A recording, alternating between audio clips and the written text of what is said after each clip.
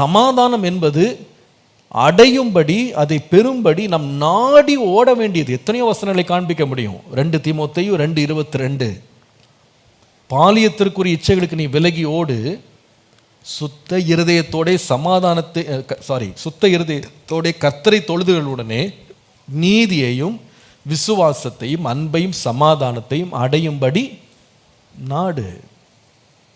Pursue, அதை அடையிறதுக்கு நீ நாடணும். அதுவா வந்து சேரும் இல்லை. நான் விதைச்சிட்டேன், நான் அடையும்படி என்ன செய்கிறேன்? தொடர்ந்து பின்பற்றி ஓடுறேன், அதை பின்தொடர்ந்து ஓடுறேன்.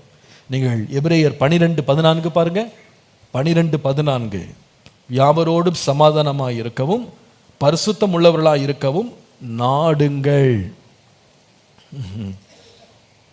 அதுவா வந்து நம்மகிட்ட சேராது. சில தடவை நம்ம என்ன செய்யணும்னா முயற்சி எடுத்து பின்னாலேயே அதை விரட்டிக்கிட்டு போகணும். அப்போதான் அது என்ன செய்யணும்னா நம்மை வந்து அடையும். 1 பேதுரு 3:11 பாருங்க. 1 பேதுரு 3:11, பொல்லாப்பை விட்டு நீங்கி நன்மை செய்து சமாதானத்தை தேடி அதை பின்தொடர கடவன். அழகா இருக்கு இந்த வசனம். சமாதானத்தை தேடி அதை என்ன செய்யணும்? பின்தொடர கடவன். அப்படின்னா அர்த்தம் என்னன்னா, சமாதானம் என்பது கொஞ்சம் விட்டீங்கன்னா, மிஸ் பண்ணிங்கன்னா நம்மளை ஓவர்டேக் பண்ணிட்டு போயிடும், கை நழுவி ஓடிடும். பின்னாலேயே போய் என்ன பண்ணணும்னா சமாதானத்தை அடையணும். சிலர் என்னன்னா, நாங்கள் சமாதானமாக தாங்க இருக்கோம், சமாதானமாக தான் வாழணும்னு நாங்கள்லாம் தீர்மானமாக இருக்கோம், அவங்க வந்து பேசட்டும், அவங்க வந்து பார்க்கட்டும், அப்புறமா நாங்கள் சமாதானம் பண்ணிக்கிறோம். அது வரவே வராது, வேறு அட்ரஸ் ஓடிடும். அது நீங்கள் தான் பின்னாலேயே விரட்டிட்டு ஓடணும். அதனால தான் வேதத்தில் வாசிக்கிறோம், உங்கள் சகோதரன் வந்து ஒரு வேளை உங்களுக்கு விரோதமாக ஏதாவது ஒரு தீங்கு, ஏதாவது ஒரு சமாதானக்கேடு நடந்திருந்தா, நீ காணிக்கை செலுத்த வரும்போது திடீர்னு ஞாபகம் வருது, காணிக்கை செலுத்திட்டு போய் அவர்கிட்ட சமாதானம் பண்ணுறேன்னு சொல்லி வெயிட் பண்ணாத, முதல்ல போய் சமாதானம் பண்ணிட்டு வந்துரு. ஏன்னா நீ காணிக்கை செலுத்துகிற நேரத்தில் அவனுக்கு வேறு ஏதாவது புத்தி வேறு மாதிரி மாறிடும். அது சண்டையாக மாறுறதுக்கு முன்னாடி நீ முதல்ல என்ன பண்ணு, அவன்கிட்ட போய் ஒப்புரமாயிட்டு வந்துருப்பான். ஒப்புரமாய் வந்துட்டு அதுக்கப்புறம் என்ன செலுத்து, காணிக்கைகளை செலுத்து. ஒருவன்கிட்ட நீ கடன் வாங்கிட்ட, அவன்கிட்ட உனக்கு ஒரு வழக்கு இருக்கு, அவன் போய் அவனுடைய ராஜாவிடத்துல, நியாயாதிபதி இடத்துல போய் அவன் உன்னை பற்றி அவன் வழக்கை தொடுக்கிறதுக்கு முன்னாடி வழியிலே என்ன பண்ணிடு, அவனை பேசி சமரசம் பண்ணி சமாதானத்தை தேடிடு. அதுக்கப்புறமா லேட் பண்ணா அவன் என்ன பண்ணுவான், உன்னை கொண்டு போய் அதிபதிட்ட கொடுப்பான், அவன் நியாயாதிபதிட்ட கொடுப்பான், அவன் காவலில் கொண்டு வச்சிருவான். அதுக்கப்புறமா ரொம்ப பெரிய ப்ராசஸ் ஆகிடும். அது வழியிலேயே சமாதானத்தை அடைய முந்திக் கொள்ளணும். முதல்ல போய் ஆஜராயிடணும். போய் எப்படி ஒரு வழக்கு வருதுன்னு தெரிஞ்சோடனே முன்ஜாமீன் வாங்கிடுறாங்கல்ல,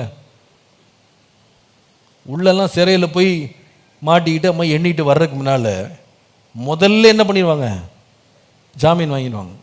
அதை போல் சமாதானத்தை அடையிறதுக்கு நாடிடணும். அதுக்கப்புறமா அதுக்கு ரொம்ப பெரிய விலை கொடுக்கணும். அதை வந்து நம்ம திருப்பி சீர்படுத்துறதுக்கு, அதை செவ்வாய்ப்படுத்துறதுக்கு, அதெல்லாம் பேசி தீர்க்கறதுக்கு பெரிய வேலையாயிடும். வழியிலேயே செட்ரைட் பண்ணிடணும்.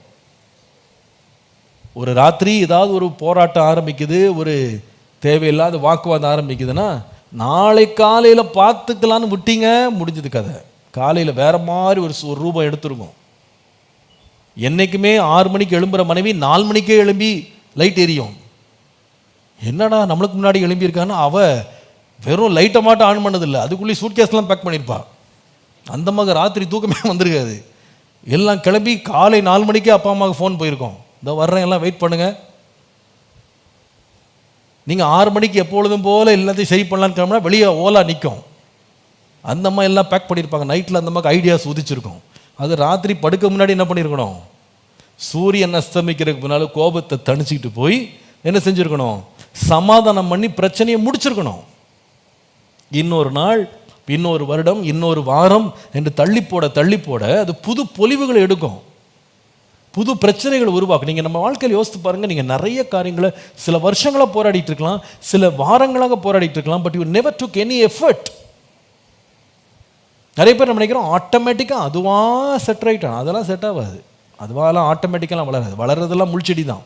ஆட்டோமேட்டிக்காக வளர்றதெல்லாம் பாருங்கள், நம்ம ஊரில் இருந்து கருவாலி மரமா, அது என்ன மரம், அது இந்த வேலிகாத்தாம்பூலுக்கு ஏதோ ஒரு பேர், அதுதான் தானாக வளரும். அதுக்கு நீங்கள் தண்ணி ஊற்ற வேண்டியதில்லை, விதை போட வேண்டியதில்லை, தானாக வளர்றது. எங்கேயாவது தானாக மாந்தோப்பு வர்றதை பார்த்துருக்கீங்களா? தானாக தென்னந்தோப்பு வர்றதை பார்த்துருக்கீங்களா? வராது அப்படிலாம். அதெல்லாம் யாராவது ஒருத்தர் விதைக்கணும். ஆனால் இந்த மாதிரி நிலத்தை கெடுக்கிறது தானாக வளரும். சமாதானம் உங்களுக்கு வேணும்னா தானாலாம் வராது. நீங்கள் அதை அடையும்படி பின்பற்றி தொடர்ந்து ஓடணும். நீங்கள் முயற்சி எடுக்கணும். சிலருக்கு ஈகோ வேற. அதனால் நான் போய் என்ன பேசுறது, அவங்க வரட்டும், நான் பெரிய ஜமீன்தார்ல, நான் பெரிய அதிபர்ல, நான் குறுநில மன்னர்ல, நாங்கள் ராஜ பரம்பரைல, நாங்களாம் இறங்கி வர மாட்டோம். எங்கள் படை என்ன, எங்களுக்கு கப்பல் படை இருக்குது, எங்களுக்கு போர் படை இருக்குது, எங்களுக்கு யானை படை இருக்குது. அப்படி ஒரு நினப்பு ஒன்றும் கிடையாது. அப்படி ஒரு நினப்பு வீடே கிடையாது முதல்ல. ஆனால் பெரிய ராஜ்யத்துக்கு ராஜா மாதிரி அவங்க பேசுகிறதெல்லாம் கேட்டிக்கணும், அப்பா என்ன ஒரு பெருமை தங்களை பற்றி. நாங்கள்லாம் இறங்கி வர மாட்டோம். இருக்கிறதே கீழே தானே இருக்கீங்க, நம்ம இன்னும் இறங்குறதுக்கு என்ன இருக்குது? இறங்கி வர மாட்டாங்க. நாங்கள்லாம் போய் அப்படி மசிஞ்செல்லாம் போக மாட்டோம், நாங்கள் வளைஞ்சு கொடுக்க மாட்டோம். கடைசியில் பார்த்தீங்கன்னா பல வருஷமாக இதே போராட்டத்தில் அவருடைய வாழ்க்கையை என்ன ஆகிடுது, இழந்து போயிடறாங்க. கொஞ்சம் இறங்கி கொஞ்சம் தாழ்த்தி சமாதானத்தை தேடி இருந்தாங்க, அவங்க லைஃப் எவ்வளவோ ஆசீர்வதிக்கப்பட்டிருக்கும். எத்தனையோ கதைகளை நான் சொல்லுவேன். எத்தனையோ முறை சில பேர்கிட்ட நாங்கள் ஆலோசனை கொடுத்து, ஏம்மா கொஞ்சம் தாழ்ந்து போமா, கொஞ்சம் சமாதானத்தை கொஞ்சம் தேடுமா, பழசை கொஞ்சம் மறந்துட்டு அதே அந்த ரெஜிஸ்டரை அது கிழிஞ்சு போன ரெஜிஸ்டரை தூக்கிட்டு வந்து 10 வருஷத்துக்கு நடந்தது, 5 வருஷத்துக்கு நடந்தது, இதே பேசாதம்மா, கொஞ்சம் சமாதானத்தை தேடு, கொஞ்சம் விட்டு கொடு, கொஞ்சம் இறங்கி வா. ஆலோசனை சொல்லும் போது இதுங்களுக்கெல்லாம் பார்த்தீங்கன்னா இள ரத்தம் ஓடுது பாருங்கள். அந்த நேரம் அதுக்கெல்லாம் கேட்க மனசு வராது. என்னப்பா சார் இப்படி பேசிட்டீங்க, இப்படிலாம் இறங்கலாம் போனால் தலை மேலே ஏறி ஆடிடுவாங்க. அப்படியா, சரி யார் எப்போ ஆடுறான்னு பார்ப்போம், விட்டுறது, போங்க எப்படின்னா போங்க.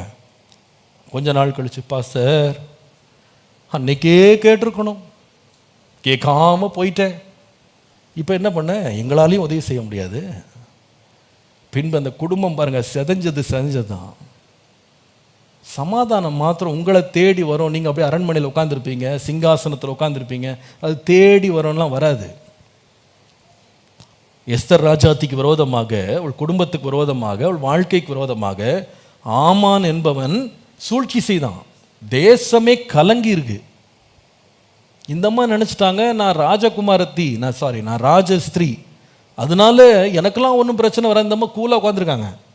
மொர்தெகாய் சொல்லி அனுப்புகிறார், என்ன அரண்மனையில் உட்காந்துருக்கிறதுனால எல்லாம் சரியாயிடுன்னு நினச்சிட்டு இருக்கியா, உன்னையும் விட்டு வைக்காது, ஜாக்கிரதையாயிரு, இது கர்த்தர் உனக்கு கொடுத்த நேரம், இந்த காலத்துக்காக கர்த்தர் உன்னை கொண்டு போயிருக்கார், ஒழுங்காக போய் செய்ய வேண்டியதை செய்.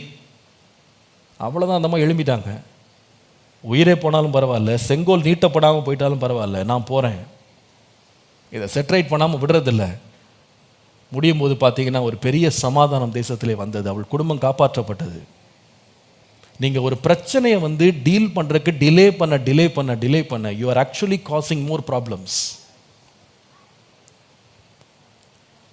சமாதான கேடுகளை நம்ம வாழ்க்கையை விட்டு விலக்குவதற்கு நம்முடைய பெருமையும் அகந்தையும் நமக்கு தடையாக இருக்குமான தயவுசெய்து இதிலிருந்து வெளியே வாங்க. என்னங்க இருக்குது பெருமைப்படுறதுக்கு, சொல்லுங்கள் பாப்பா, என்ன இருக்குது வாழ்க்கையில்? பெருமைப்படுறதுக்கு ஒன்றும் கிடையாது. கொஞ்சம் உங்களை தாழ்த்தி அதை சமாதானத்தை தேட அடையும்படி நாடி ஓடுங்க பின்னாடி. என்னானாலும் பரவாயில்ல, இப்போ வர்ற லாஸ் கம்மி லாஸ் தான், இப்போ வாங்குகிற திட்டம்லாம் ஒன்றும் கிடையாது, இப்போ பேசுகிற பேச்செல்லாம் ஒன்றும் இல்லை. பிற்காலத்தில் இது பெரிய பிரச்சனையாக வராமல் இருக்கிறதுக்கு நான் இப்போமே என்ன செய்கிறேன், வழியிலே போய் நான் சமரசம் பண்ணுறேன். பிரச்சனை ஆரம்பித்து எவ்வளவு துரிதமாக நீங்கள் அதை ஹேண்டில் பண்ணி அது ஒரு முடிவு கொண்டு வரீங்களோ நீங்கள் பாக்கியசாலி. ஒரு பாம்பு முட்டையை எடுத்துக்கிட்டிங்கன்னா அந்த பாம்பு முட்டையை ஒரு குழந்தை கூட விளையாடும் அதை வச்சு, அப்படி தானே? பாம்பு முட்டையை குழந்தைகிட்ட கொடுத்தா அது கூட விளையாடும். அந்த பாம்பு முட்டையை ஒரு சின்ன குச்சியை கொடுத்து அதை அடிச்சிரு அப்படின்னா ஒரு சின்ன குழந்தை கூட அடிச்சு என்ன பண்ணிடும், அதை செதைச்சிரும். ஆனால் அதே முட்டையை கொஞ்சம் வளர விட்டீங்க, அந்த பாம்பை கண்டால் படையே நடுங்கும். குடும்பத்தில் உள்ள பிரச்சனை இதுதான். அது முட்டையாக இருக்கும்போது, அது சிறியதாக இருக்கும்போது, ஒரு சின்ன குழந்தைய வச்சு கூட நீங்கள் என்ன பண்ணலாம், அதை சால்வ் பண்ணிடலாம், அதை முடிச்சிடலாம். அதுக்கு ஒரு தெளிவையும் ஒரு விடையும் நீங்கள் கொடுத்துடலாம். நீங்கள் அதை டிலே பண்ணி அந்த வருத்தத்தையும் அந்த கசப்பையும் அந்த சண்டையும் வளர்த்துக்கிட்டே இருப்பீங்களானா ஒரு நாள் வரும், படையே வந்தாலும் சரி, ஜட்ஜே வந்தாலும் சரி, தேசமே அரசாங்கமே எல்லாரும் வந்தாலும் சரி, அது அவங்களே பார்த்து நடுங்குவாங்க. அவங்களால அது எதுவும் செய்ய முடியாது. அவங்க கை விரிச்சிடுவாங்க ஒரு நாள். எங்களால் ஒன்றும் பண்ண முடியாதம்மா, அது நீ விதைச்சது, நீ இவ்வளோ லேட்டாக வந்திருக்க, இது நீ முன்னாடியே யோசிச்சிருக்கணும், கண்டிப்பாக சொல்லுவாங்க. நம்ம பெருமைக்கெல்லாம் இடம் கொடுக்காதீங்க. சமாதானம் வரலையா வீட்டில், அதுதான் முதல். சில பேருக்கு சமாதானம் பட சாப்பாடு முதல்ல போடு. அவங்களுக்கு சாப்பாடு கிடைச்சா போதும், ராத்திரி சாப்பிடாம தூங்கக்கூடாது. இதில் நிறைய பேர் ரொம்ப என்ன இருந்தாலும் சாப்பிடாம தூங்கிடக்கூடாது, பசியோடு தூங்கிடக்கூடாது. அது ஆசீர்வாதம் இல்லை. ஆனால் அடிச்சு போட்டு தூங்கலாம், அதெல்லாம் பிரச்சனை இல்லை. திட்டிகிட்டே தூங்கலாம், அதெல்லாம் பிரச்சனை இல்லை. நடுராத்திரி கூட எழும்பி ஏதாவது 2 திட்டிட்டு படுத்துக்கலாம், அதெல்லாம் ஒன்றும் பிரச்சனை இல்லை. சாப்பிடாம தூங்கிடக்கூடாது.